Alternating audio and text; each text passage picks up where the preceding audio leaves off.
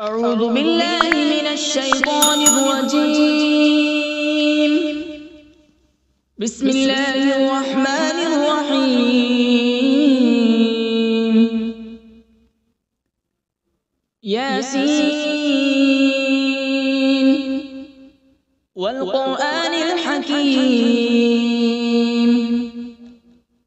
إنك لمن المرسلين على صراط مستقيم. تنزيل العزيز الرحيم لتنذر قوما ما أنذر آباؤهم فهم غافلون. لقد حق القول على أكثرهم فهم لا يؤمنون. إنا جعلنا في أعناقهم أغلالا فهي إلى الأذقان فهم مقمحون. وجعلنا من بين أيديهم سدا ومن خلفهم سدا فأغشيناهم فهم لا يبصرون. وسواء عليهم أأنذرتهم أم لم تنذرهم لا يؤمنون. إنما تنذر من اتبع الذكر وخشي الرحمن بالغيب فبشره بمغفرة وأجر كريم. إنا نحن نحيي الموتى ونكتب ما قدموا وآثارهم وكل شيء أحصيناه في إمام مبين. واضرب لهم مثلا أصحاب القرية إذ جاءها المرسلون إذ أرسلنا إليهم اثنين فكذبوهما فعززنا بثالث فقالوا إنا إليكم مرسلون. قالوا ما أنتم إلا بشر مثلنا وما أنزل الرحمن من شيء إن أنتم إلا تكذبون. قالوا ربنا يعلم إنا إليكم لمرسلون وما علينا إلا البلاغ المبين. قالوا إنا تطيرنا بكم لئن لم تنتهوا لنرجمنكم وليمسنكم منا عذاب أليم. قالوا طائركم معكم أئن ذكرتم بل أنتم قوم مسرفون. وجاء من أقصى المدينة رجل يسعى قال يا قوم اتبعوا المرسلين اتبعوا من لا يسألكم أجرا وهم مهتدون. وما لي لا أعبد الذي فطرني وإليه ترجعون. أأتخذ من دونه آلهة إن يردني الرحمن بضر لا تغن عني شفاعتهم شيئا ولا ينقذون. إني إذا لفي ضلال مبين. إني آمنت بربكم فاسمعون. قيل ادخل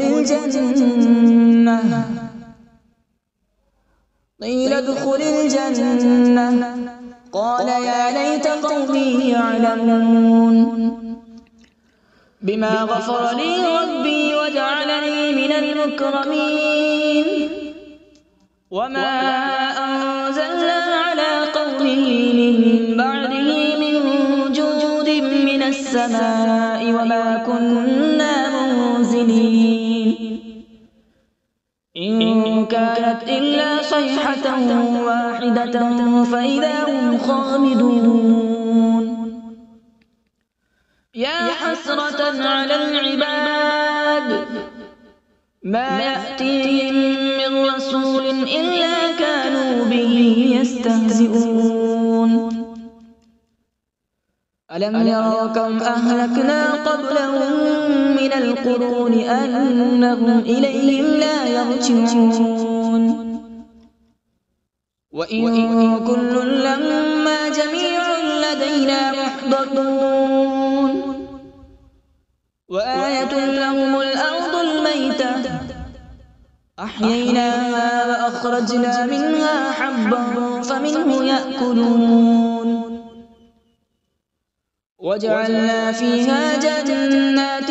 من نخيل وأعناب وفجرنا فيها من العيون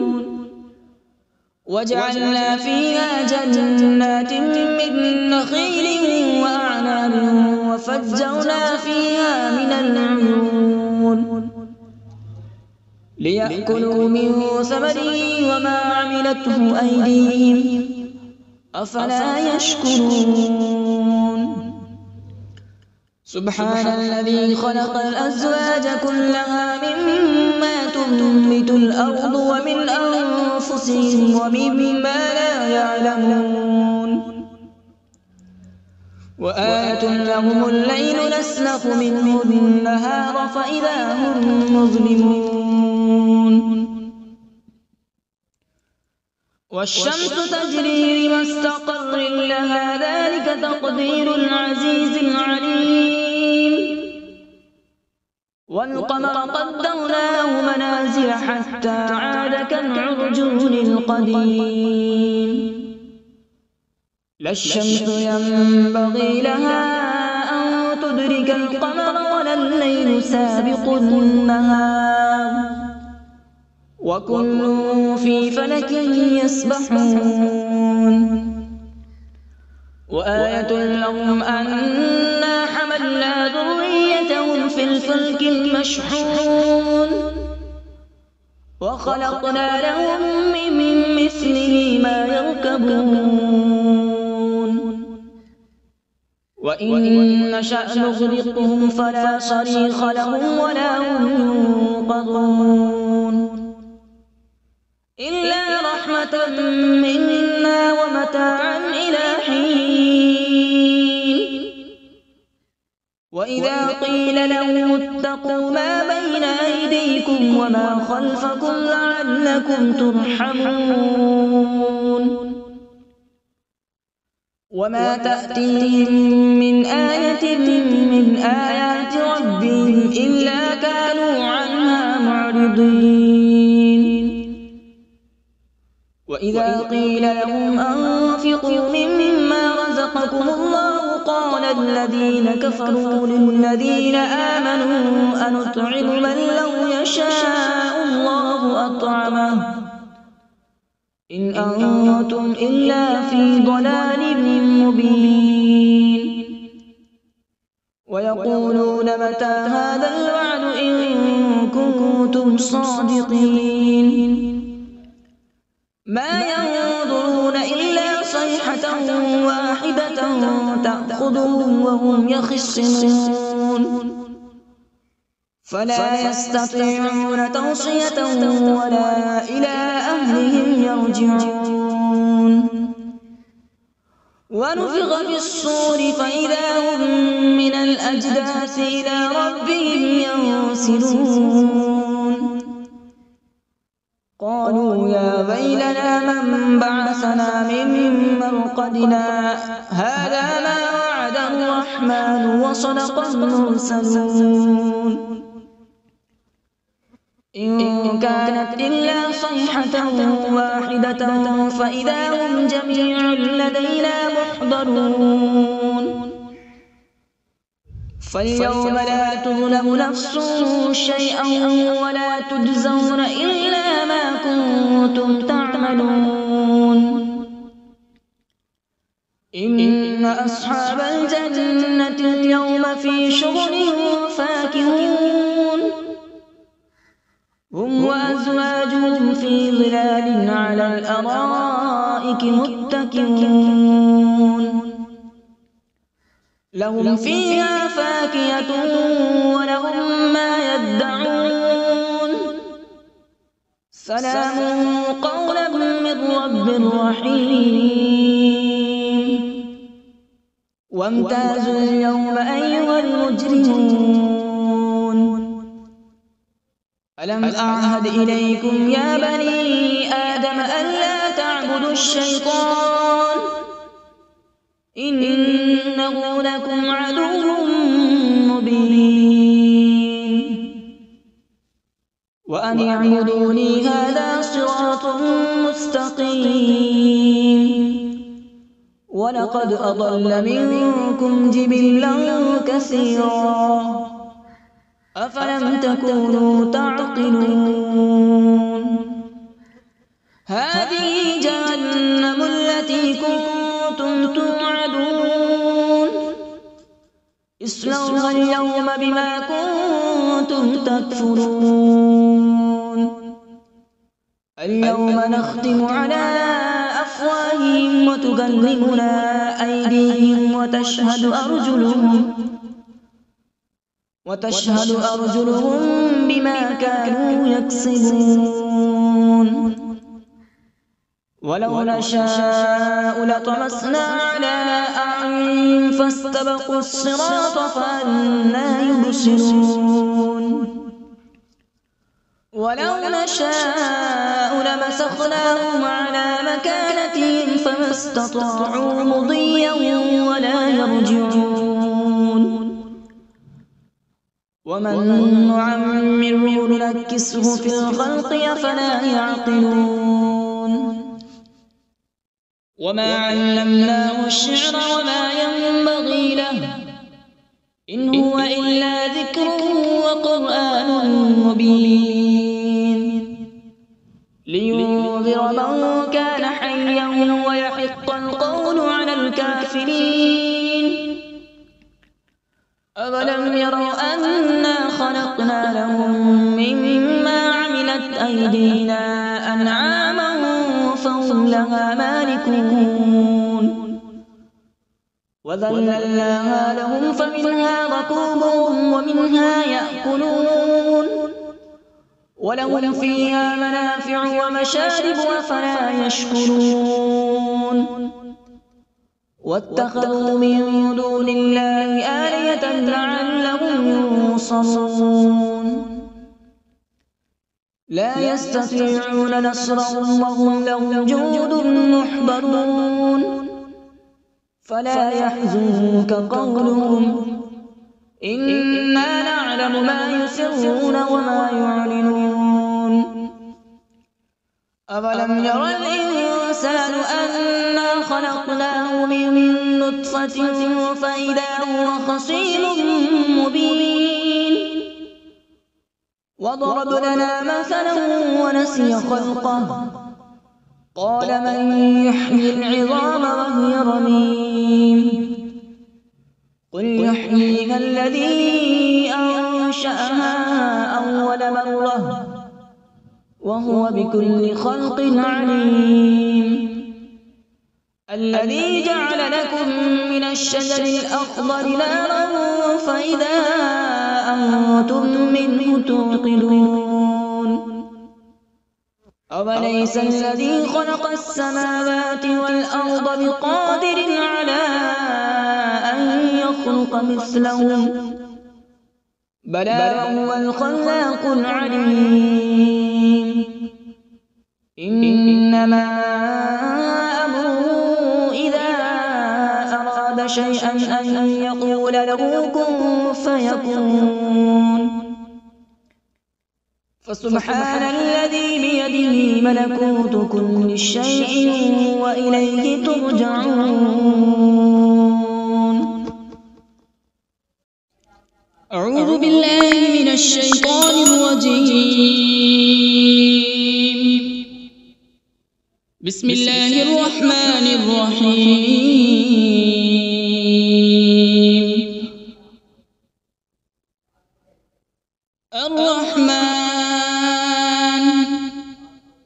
علم القرآن خلق الإنسان علمه البيان الشمس والقمر بحسبان والنجم والشجر يسجدان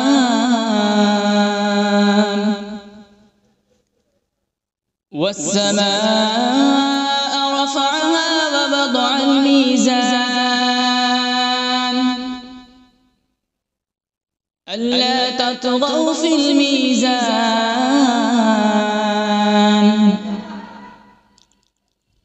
وأقيموا الوزن بالقسط ولا تخسروا الميزان والأرض وضعها للأنام فيها فاكهة والنخل ذات الأكمام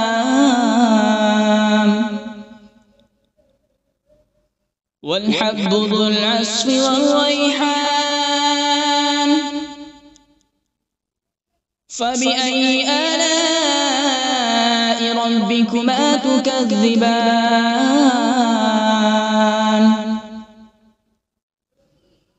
خلق الإنسان من صلصال كالفخار وخلق الجان من مارج من نار فبأي آلاء ربكما تكذبان رب المشرقين ورب المغربين فبأي آلاء ربكما تكذبان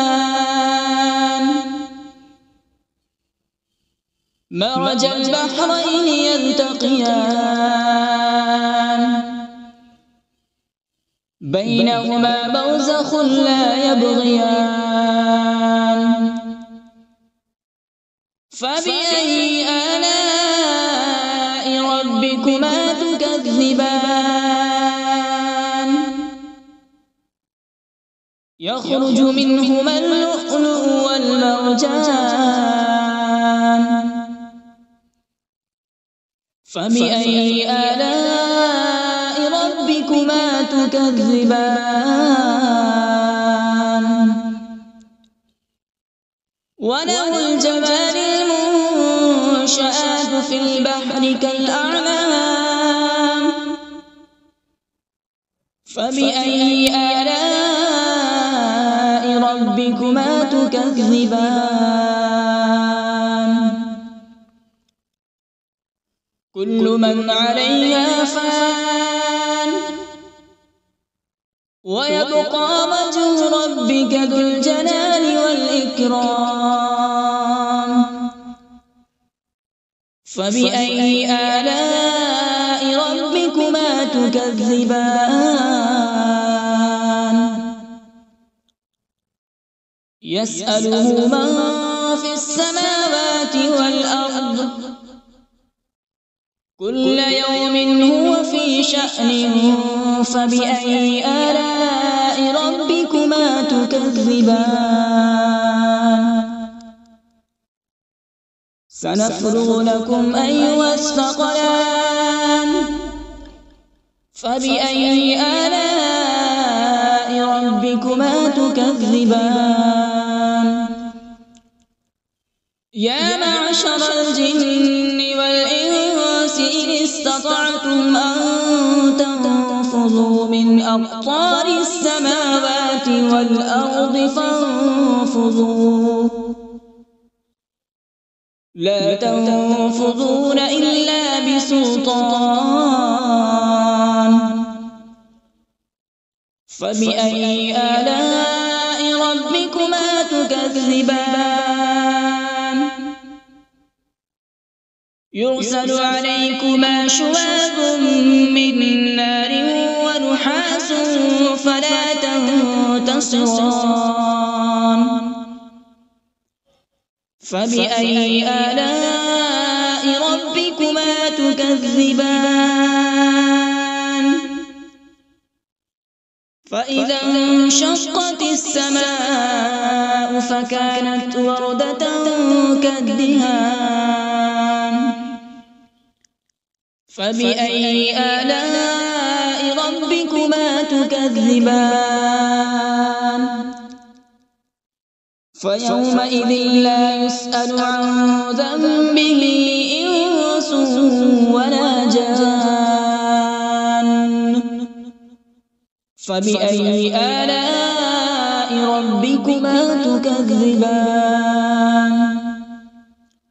يعرف المجرمون بسيماهم فيؤخذ بالنواصي والأقدام فبأي آلاء ربكما تكذبان هذه جهنم التي يكذب بها المجرمون يطوفون بينها وبين حميم آن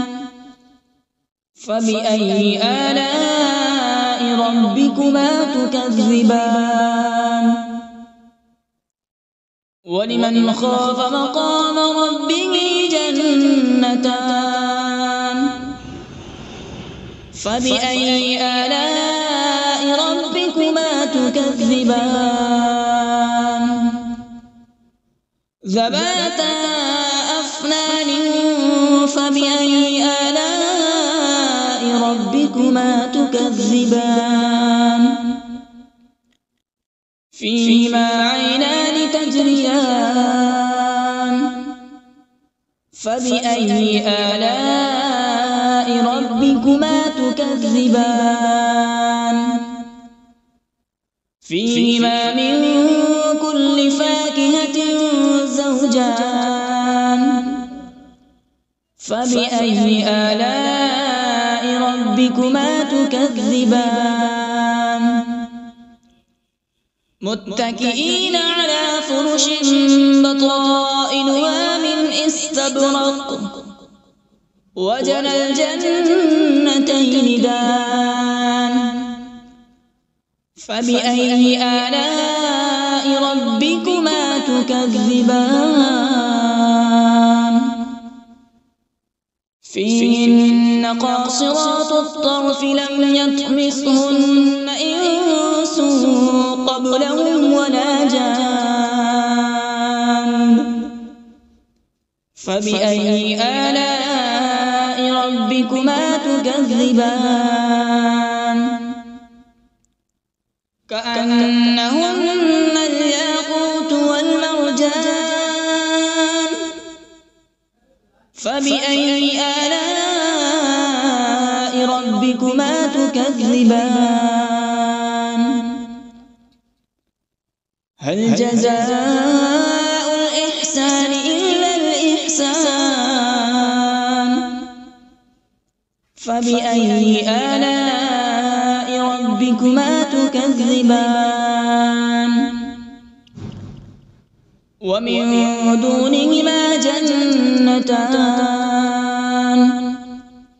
فبأي آلاء ربكما تكذبان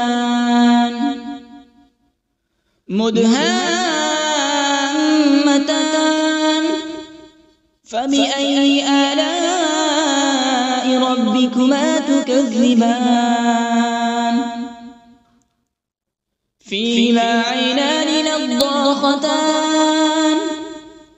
فبأي آلاء ربكما تكذبان فيهما فاكهة ونخل ورمان فبأي آلاء ربكما تكذبان فيهن خيرات حسان فبأي آلاء ربكما تكذبان حور مقصورات في الخيام فبأي آلاء ربكما تكذبان لم يطمثهن إنس قبلهم ولا جان فبأي آلاء ربكما تكذبان متكئين على رفرف خضر وعبقري حسان فبأي آلاء ربكما تكذبان تبارك اسم ربك ذي الجلال والإكرام بسم الله الرحمن الرحيم تبارك الذي بيده الملك وهو على كل شيء قدير الذي خلق الموت والحياة ليبلوكم أيكم أحسن عملا وهو العزيز الغفور الذي خلق 7 سماوات طباقا ما ترى في خلق الرحمن من تفاوت فارجع البصر هل ترى من فطور ثم ارجع البصر كرتين ينقلب إليك البصر خاسئا وهو حسير ولقد زينا السماء الدنيا بمصابيح وجعلناها رجوما للشياطين وأعتدنا لهم عذاب السعير وللذين كفروا بربهم عذاب جهنم وبئس المصير إذا ألقوا فيها سمعوا لها شهيقا وهي تفور تكاد تميز من الغيظ كلما ألقي فيها فوج سألهم خزنتها ألم يأتكم نذير قالوا بلى قد جاءنا نذير فكذبنا وقلنا ما نزل الله من شيء إن أنتم إلا في ضلال كبير وقالوا لو كنا نسمع أو نعقل ما كنا في أصحاب السعير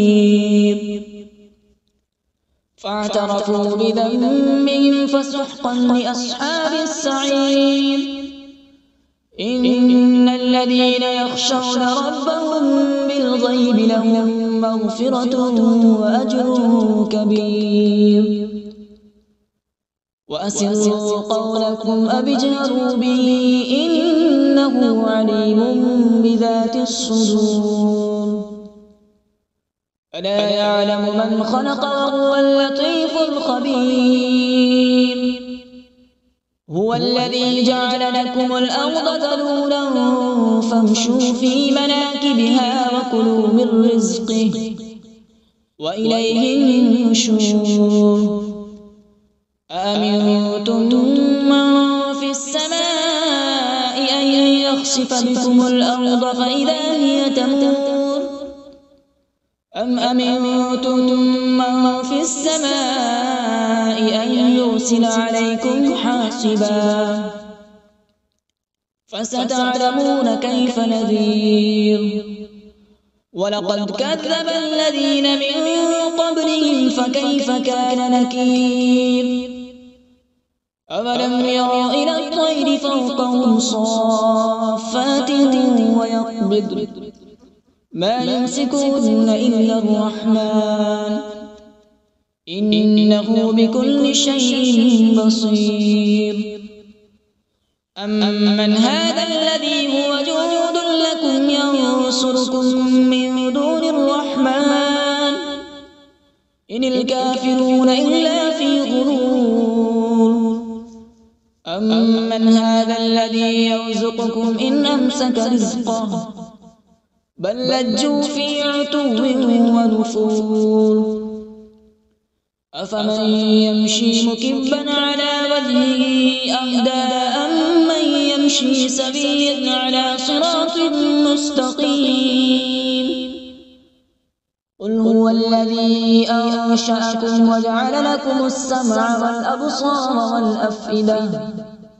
قليلا ما تشكرون قل هو الذي ذرأكم في الأرض وإليه تحشرون ويقولون متى هذا الوعد إن كنتم صادقين قل إنما العلم عند الله وإنما أنا نذير مبين فلما رأوا زلفة سيئت وجوه الذين كفروا وقيل هذا الذي كنتم به تدعون قل أرأيتم إن أهلكني الله ومن معي أو رحمنا فمن يجير الكافرين من عذاب أليم قل هو الرحمن آمنا به وعليه توكلنا فستعلمون من هو في ضلال مبين